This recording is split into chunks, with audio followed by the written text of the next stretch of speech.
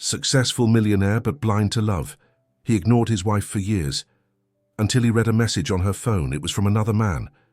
What came next changed their lives forever. Sunlight filtered through the floor-to-ceiling windows of the penthouse in downtown Chicago, casting golden light across the white minimalist walls. Nathan Williams adjusted his Hermes tie in the closet mirror while checking his schedule for the third time. He had a video call with London investors at 9 sharp, lunch with a Swiss client at a Linear at 2, and dinner. He glanced at the elegant black box on the dresser. Inside was the anniversary ring he'd had custom made, with a diamond that cost over $20,000. He figured that would be enough to impress Rebecca. He hadn't had time to write a card or plan anything personal. But the jewelry was exquisite. And that had to count for something, right? Rebecca was in the kitchen, her hair pulled back in a messy braid, preparing her green juice with that almost mystical morning ritual. She didn't look at him when he approached. "You remember it's our anniversary today?" he asked, as casually as asking if the bathroom light was off. "Yes," she replied without stopping her celery cutting. "I made a reservation at the Publican, 9 o'clock. "Perfect," Nathan responded, kissing her forehead. "See you there." He grabbed the Tesla keys and left. Not another word, not a smile. The Publican was one of those places where flowers hung from the ceiling and each dish looked like a work of art. Nathan arrived on time, wearing a midnight blue suit that cost over $2,000. Rebecca arrived 10 minutes later in a scarlet-red dress that matched her lipstick, but her eyes were somewhere else. Dinner was a choreography of silences, interrupted by short phrases. "How was your day?" "Normal. Yours?" "Intense, as always." Between the beet carpaccio and black truffle risotto, they barely made eye contact. Nathan tried talking about a new acquisition for the firm, but Rebecca simply nodded without interest. When he handed her the box with the ring, she looked at him with an expression mixing surprise and sadness. She said, "Thank you," but didn't kiss him, didn't hug him, didn't cry. Nothing. In the end, they ordered separate Ubers. Nathan stayed a few more minutes at the table, alone, watching a couple at the next table laughing heartily, sharing a chocolate dessert with their hands intertwined. The next morning was silent, like always. Rebecca got in the shower while Nathan drank his coffee in the living room. Her phone buzzed on the couch. A notification lit up the screen for a second. Marcus Yoga. "Woke up thinking about you, about how you looked at me yesterday. You're a fire that never goes out, Becca." Nathan hadn't looked for it, hadn't touched the phone, he just saw it. He felt as if an invisible blade had sliced through his chest. The air left him, the world turned to white noise. The cup fell to the floor, shattering into 1,000 pieces he didn't hear. Marcus, yoga instructor, perfect smile, sculpted body, present, attentive, young. His mind began connecting moments. Rebecca coming home from class with bright eyes, random comments about how good it feels to stretch the soul, laughing while looking at her phone, longer showers, and above all, his own absence, his coldness, his silences. He walked into the bathroom. Steam covered the mirrors. Rebecca was humming softly to a Norah Jones song. Nathan looked at her through the frosted glass, as if she were a woman he no longer knew. He left without saying anything. The hours passed, as if he were floating in another dimension. At the office, the charts looked like hieroglyphics. Numbers stopped mattering. His assistant's words bounced around his mind like distant echoes. "You're a fire that never goes out. Woke up thinking about you." He couldn't stop repeating those phrases. Since when did she need those kinds of words? Since when was she looking for them in another man? That night, Rebecca made a simple salad. They ate in front of the TV. Nathan didn't touch his food. His gaze was fixed on the screen, but he wasn't seeing anything. Rebecca got up and put her hand on his shoulder. "Are you okay?" He looked at her. Finally, he looked at her. Really looked at her. She had deep circles under her eyes. The corners of her mouth drooped. Her light, the one that had once made him fall in love, seemed dimmed, not from the passage of time, but from neglect. "How long has it been since we talked?" he asked, not knowing if the question was for her or himself. Rebecca looked down, said nothing, just went to bed. Nathan stayed in the living room alone, surrounded by luxuries that suddenly felt ridiculous. The penthouse, the Tesla, the Swiss watch, the $25,000 ring. Everything sparkled, but nothing illuminated. He turned on a soft lamp, opened a bottle of expensive wine, poured himself a glass and didn't touch it. For the first time in many years, he was afraid. Not afraid of failure, not afraid of losing money or reputation. Real fear, fear that he'd lost the only person who had ever chosen him for who he was, not what he had. And worst of all, fear that he'd realized it too late. The night was insomnia disguised as silence. Nathan didn't sleep a wink. He stared at the ceiling for hours, his heart beating slow and heavy, as if each thump inside his chest was an echo of what was about to explode. At 7:15 in the morning, he heard Rebecca's soft footsteps in the kitchen. She was making her turmeric tea like every day, as if nothing had changed. But everything was broken, they just hadn't dared to pick up the pieces yet. Nathan got up without hurry, walked into the kitchen, arms crossed. Rebecca noticed him but said nothing. There was no hostility in her face, but there was an icy distance. "Who is Marcus to you?" he asked straight out. The sound of the kettle became deafening. Rebecca turned it off, took a deep breath. She didn't act surprised, didn't pretend. "You know," she answered in a low voice, without guilt. "He's someone who listens to me." Nathan felt like something had been ripped out from inside him. "Are you telling me yes, that you actually cheated on me?" Rebecca held his gaze for the first time. "Yes, Nathan." There were no screams, no tears, just a truth that fell like lead in the center of the room. "Since when?" "Months. I don't know how many." "Everything's confusing," she said, crossing her arms as if trying to protect herself from the cold of her own words. "But it's not just him. It's all of this. Us. Or what's left of us." Nathan paced back and forth like a caged lion. His heart trembled inside his body. "And me? Am I a shadow? A ghost? A bad memory?" "You're a brilliant man, Nathan. An incredible provider, an admired leader. But it's been years since you've seen me, since you've asked me how I am, since you've touched me without thinking about something else. I work like crazy to give you everything," he shouted, unable to contain himself. "This penthouse, the trips, your car, your rings, your clothes, the life we have." "The life we have," Rebecca interrupted, finally raising her voice. "You think this is a life? Sleeping in the same bed without talking to each other, eating in silence, faking smiles in front of others. Do you really think that's enough?"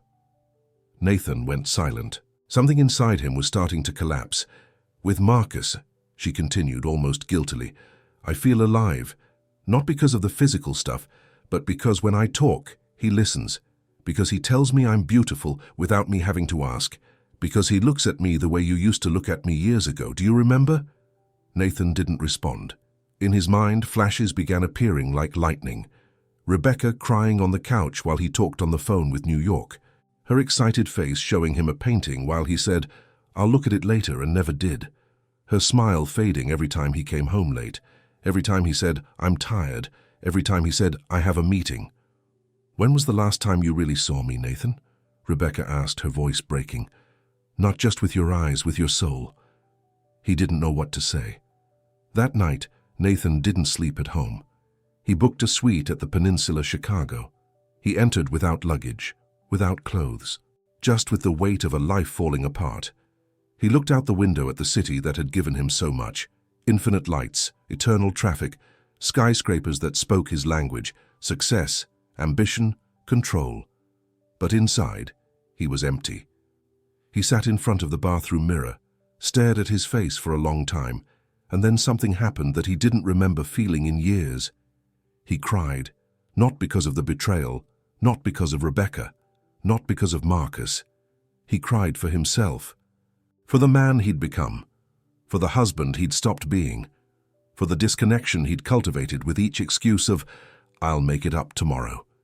He cried because he no longer knew if there was anything left to save. The next morning, he did something unthinkable. He walked into his office with a firm step, His assistant was listing meetings, commitments, trips, but Nathan interrupted her.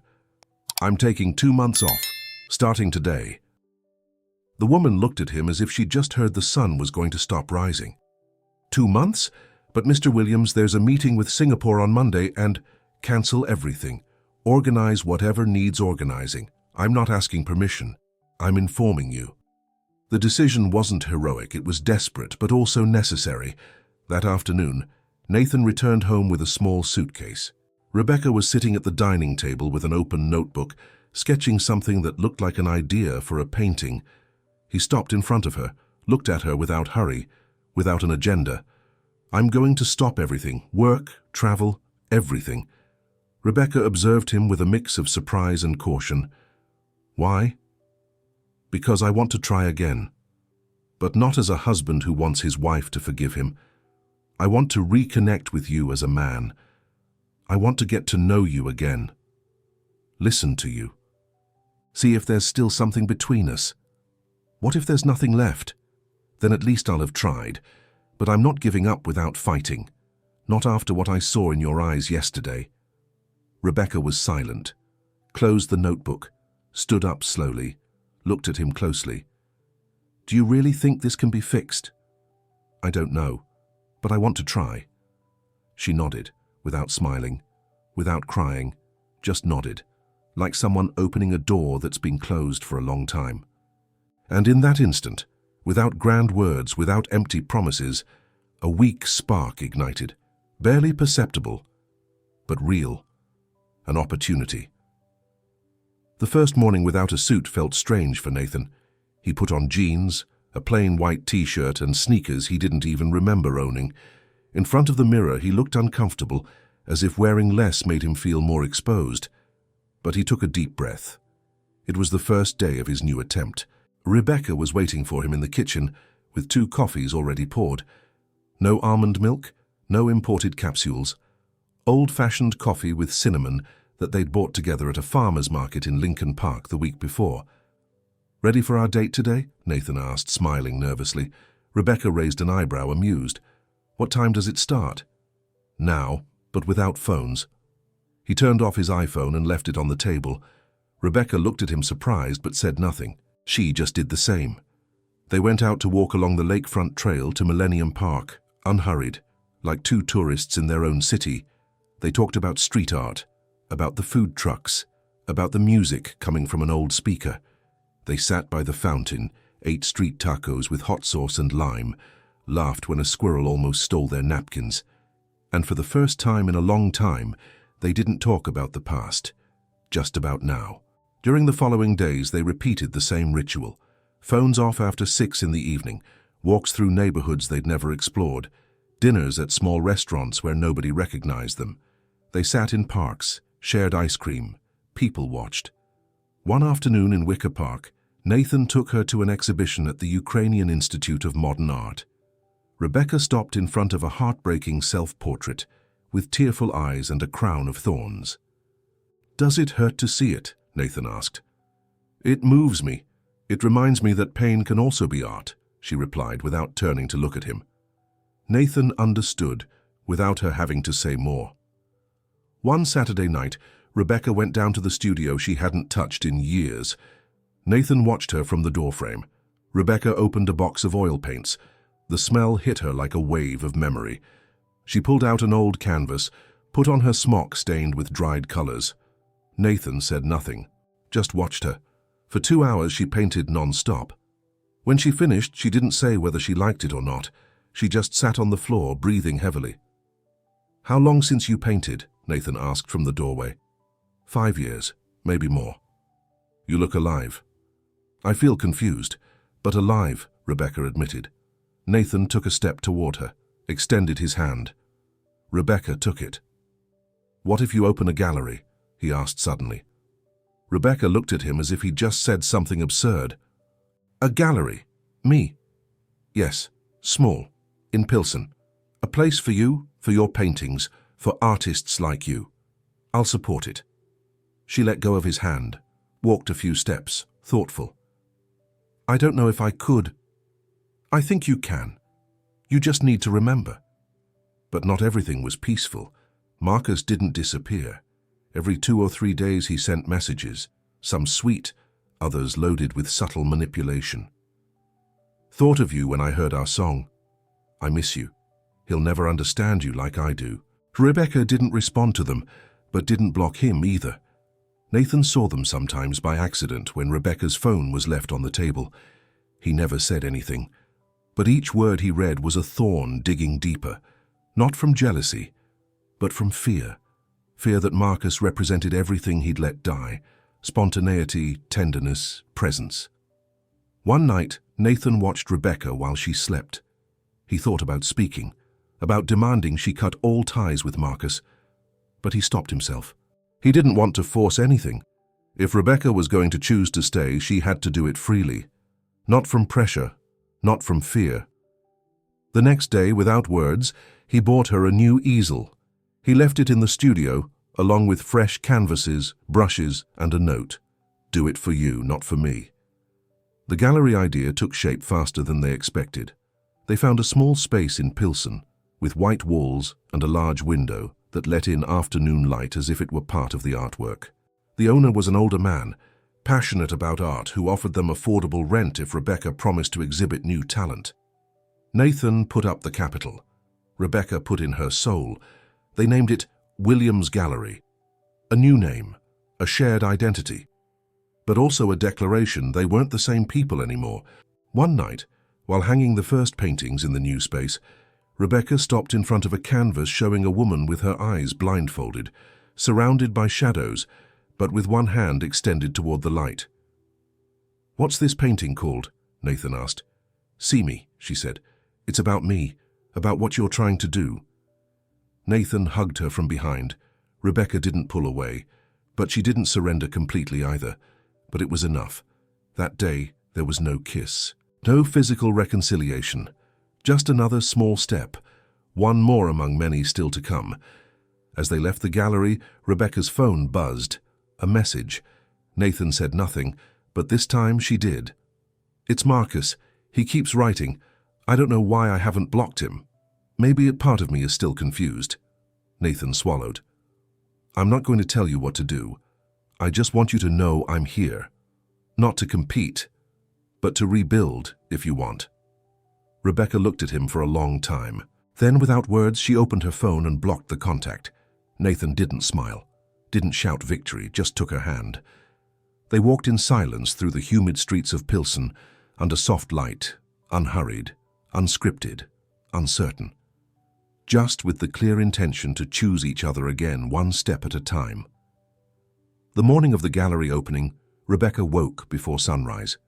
Not from nerves, from something deeper, a mix of vertigo and clarity. She looked at Nathan sleeping beside her. His breathing was calm, his face relaxed. For the first time in a long time, he hadn't gone to sleep with his phone in his hand.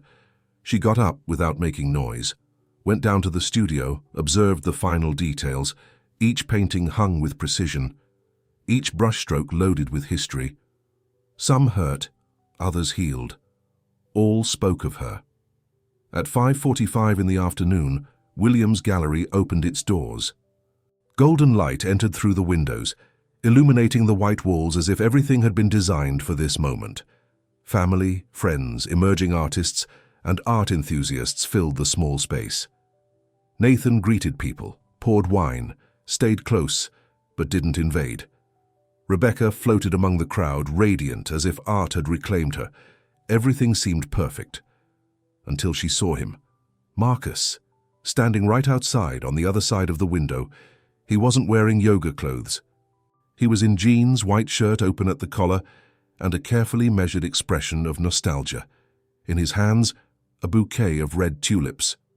Rebecca felt a punch in the stomach, but not from love, from closure. She went outside without telling Nathan. The music, the murmur of the gallery stayed behind. "You shouldn't be here," Rebecca said firmly. Marcus extended the flowers. "I didn't come to fight. I just wanted to tell you I'm still willing. That this," he said, pointing between them, "doesn't have to end like this, that I do love you, not like him, not out of routine, but because I see your soul." Rebecca took a deep breath. There was no anger in her, only clarity. Marcus, what I lived with you was real, but it was also an escape. You reminded me who I was, when I no longer recognized myself. You gave me attention, affection, and yes, beautiful moments. He smiled, as if he were winning. But, Rebecca continued with a calm that cut like glass, you're not here for me. You're here to reaffirm that you still have power over me, and you don't anymore. Marcus looked down, but she didn't stop. I'm not staying with Nathan out of fear or habit. I'm staying because with him I'm rediscovering love. Not the perfect kind, not the fairy tale kind, but the love that's built with daily intention, with mistakes, with sincere looks, with small acts. Marcus tried to respond, but she'd already turned around. She left the flowers on a bench and went back into her gallery. Hours later, when the last guest left, Rebecca turned off the lights but left one corner lit, where the most intimate painting hung. A female figure from behind, surrounded by brushstrokes in warm tones, and in the center of the canvas, an almost invisible inscription, I choose to stay. Nathan, standing beside her, hugged her without saying a word. No need. The years passed like watching the sky on a peaceful afternoon, without shocks, without forgetting. Nathan never went back to being the man he was. He reduced his hours at the firm, delegated, learned to say no, changed suits for linen shirts, meetings for board games, traffic for family walks. He discovered that real power isn't in controlling everything, but in being present. Rebecca, for her part, flourished. The gallery grew. She invited emerging artists, held group exhibitions, gave free workshops to women who'd abandoned their art out of fear or guilt. She became a beloved figure in Pilsen, not for fame, but for humanity. A year after the opening, Emma arrived, their daughter, and with her came another stage. New sleepless nights, new love, a kind of love that doesn't compete with romantic love, but transforms it. One afternoon in the garden of the apartment, the same penthouse but now full of plants, toys and canvases, Nathan watched Rebecca paint while Emma played with crayons on the floor. He took a mental photograph and said quietly, "Thank you for not giving up." Rebecca smiled without stopping painting. "Thank you for waking up." Many years later, in a conversation with a friend, Rebecca said something that stayed with Nathan forever. It wasn't the infidelity that broke everything. It was the silence, the indifference, the daily forgetting. But also, it was that same break that forced us to look at what we'd left behind and to choose each other again. This time, consciously, freely, awake. True love isn't the kind that never stumbles. It's the kind that, after falling, gets up with more honesty, that chooses to stay when it has reasons to leave, that doesn't need eternal promises, but daily acts. Nathan and Rebecca learned that it's not about finding the right person, but about being the right person, every day, and choosing from love, not from fear, choosing each other, again and again.